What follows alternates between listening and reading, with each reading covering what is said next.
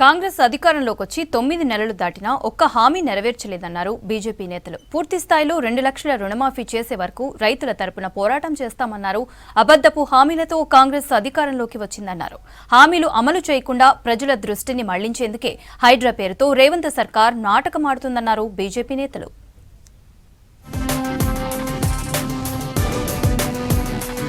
CM Revanth రెడ్డిని ఇంటికి సాగనంపే సమయం ఆసనమైందన్నారు తెలంగాణ బీజేపీ సభ్యత్వ నమోదు ఇన్ఛార్జ్ అభయ్ పాటిల్. కాంగ్రెస్ అధికారంలోకి వచ్చి 9 నెలలు దాటినా ఒక్క హామీ కూడా నెరవేర్చలేదన్నారు. హైదరాబాద్ ఇందిరా పార్క్ ధర్నా చౌక్ దగ్గర బీజేఎల్పీ నేత ఏలేటి మహేశ్వర్ రెడ్డి రైతు దీక్ష ముగింపు సభలో పాల్గొన్నారు అభయ్ పాటిల్. దీక్ష చేపట్టిన నేతలకు నిమ్మరసమిచ్చి దీక్ష విరమింపచేశారు. హైడ్రా పేరుతో నోటీసులు ఇవ్వకుండా పేదల ఇండ్లను కూల్చివేస్తున్నారని మండిపడ్డారు అభయ్ పాటిల్. दवाई के लिए एक एक्सपायरी डेट रहता है, उसमें वो असर करना पड़ता है.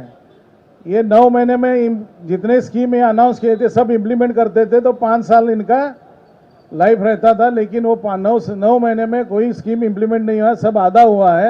इसलिए इनकी एक्सपायरी डेट पूरी हो चुकी है और घर जाने का वक्त आया है. अभी हाइड्रा के कारण लेके गरीबों का घर तोड़ने का काम कर रहे हैं. एक जगह पे गरीबों का घर आप विदाउट नोटिस भेज के तोड़ रहे, विदाउट नोटिस न देते हुए, और अपने भाई को आप नोटिस देते हो और वो कोर्ट जाके स्टे लेके आता है. రైతులకు పూర్తి స్థాయిలో రుణమాఫీ చేయాలని డిమాండ్ చేశారు బీజేపీ నేతలు. 9 నెలల్లో ప్రభుత్వం ఒక్క హామీని అమలు చేయలేదన్నారు. రైతు దీక్ష ప్రతి జిల్లాలో చేపడతామన్నారు. రైతులందరికీ 2 లక్షల రుణమాఫీ చేయాలని డిమాండ్ చేశారు బీజేపీ ఎంపీలు.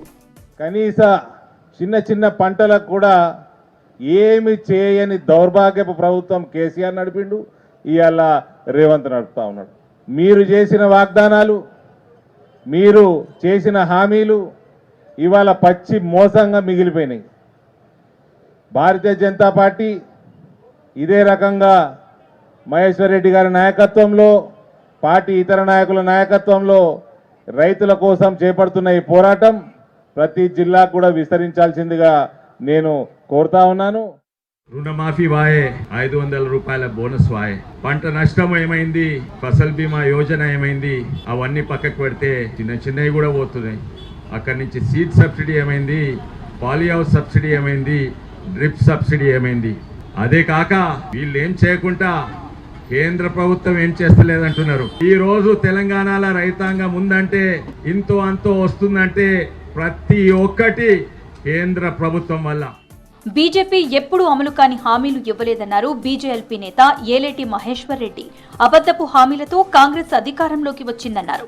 ఇచ్చిన హామీలు నెరవేర్చకుండా ప్రజలను మోసం చేస్తోందన్నారు. హైడ్రా పేరుతో వసూలు చేసి ఢిల్లీకి కప్పం కడుతున్నారని ఆరోపించారు ఏలేటి. ఈ రాష్ట్రంలో ఇప్పటి వరకు ఎన్నడూ లేని విధంగా బీ ట్యాక్స్ పేరు మీద బట్టి గారు 8 నుంచి 9% ఓపెన్ గా వసూలు చేసినటువంటి డబ్బంతా ఢిల్లీకి పబ్బం కట్టడానికా లేక మీరు జేబు నింపుకోవడానికా చెప్పాల్సినటువంటి అవసరం ఉన్నది. మూసీ ప్రక్షాళన కోసం 50,000 కోట్లను 1,50,000 కోట్లకు పెంచుకొని గుత్తేదారుల జేబులు నింపడం కోసం ఒక కొత్త ప్రాజెక్టు నింపుతున్నారు తప్ప ఇక్కడ ప్రజా క్షేత్రంలో ప్రజల కోసం, అట్టడుగు బడుగు బలైన వర్గాల కోసం ఏ ఒక్క రోజు ఆలోచన చేయడం లేదు. ఇచ్చిన హామీల నుంచి ప్రజల దృష్టి మళ్లించేందుకు హైడ్రా పేరుతో రేవంత్ సర్కార్ నాటకమాడుతుందన్నారు ఎంపీ లక్ష్మణ్.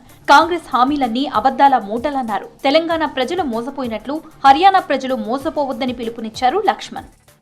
అవాంతరాలు, అడ్డంకులు సృష్టించి చివరికి రిక్త హస్తాలు, మొండి చేయి చూపడం ఇవాళ కొత్త కాదు. హిమాచల్ ప్రదేశ్ మొదలుకుంటే కర్ణాటకలో 5 గ్యారెంటీలు అన్నారు, మోసం చేశారు, మొత్తం ఇవాళ అవినీతిలో కూరుకుపోయినారు. తెలంగాణలో 6 గ్యారెంటీలు అన్నారు, మొత్తం ఇవాళ రేవంత్ రెడ్డి గారు ఆ గ్యారెంటీలను ఇవాళ ప్రజల దృష్టి మళ్లించడానికి మరి హైడ్రా పేరు మీద ఒక కొత్త డ్రామా సృష్టిస్తాము. బీఆర్ఎస్ దిగజారుడు రాజకీయాలు చేస్తోందన్నారు బీజేపీ ఎంపీ రఘునందన్ రావు. మంత్రి కొండా సురేఖపై ట్రోలింగ్ చేసింది బీఆర్ఎస్ నేతలేనని ఆగ్రహం వ్యక్తం చేశారు. కొండా సురేఖపై వచ్చిన ట్రోలింగ్స్ కి కేటీఆర్, హరీష్ బాధ్యత వహించాలన్నారు రఘునందన్ రావు. మహిళా మంత్రిని ఇంత దారుణంగా అవమానించడం అనేది బీఆర్ఎస్ పార్టీకి తగదు. ఇట్లాంటి తప్పుడు పనులు చేసే గతంలో మీరు ఇప్పటికే శిక్ష అనుభవిస్తున్నారని నేను అనుకుంటా ఉన్నా. ఇంకా ఇట్లాంటి పిచ్చి పనులు చేస్తే ఆ మిగిలినవి కూడా మిగిలాయి. మీకు ఎట్లాగో మహిళల్ని గౌరవించే సంస్కారం లేదనేది మీ మొదటి క్యాబినెట్లోనే తెలిసిపోయింది. తొలి తెలంగాణ క్యాబినెట్లో ఒక మహిళని తీసుకోలేదు మీరు. మీకు ఎక్కడ కూడా మహిళల్ని గౌరవించే సంస్కారం లేదు. మీకు మహిళలు అంటే ఒక కవితమ్మ తప్ప ఇంకెవరు మహిళలు కాదనుకునేటువంటి బాపతిగాళ్ళు మీరు. ఇప్పటికైనా మారుండ్రి.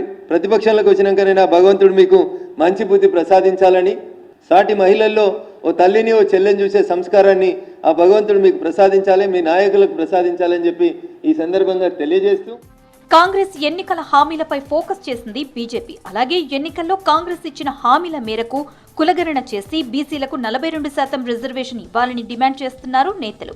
స్థానిక సంస్థల ఎన్నికలను త్వరగా నిర్వహించాలని డిమాండ్ చేస్తున్నారు. లోకల్ బాడీ ఎన్నికలు ఎప్పుడు వచ్చినా బీజేపీ సిద్ధంగా ఉందన్నారు.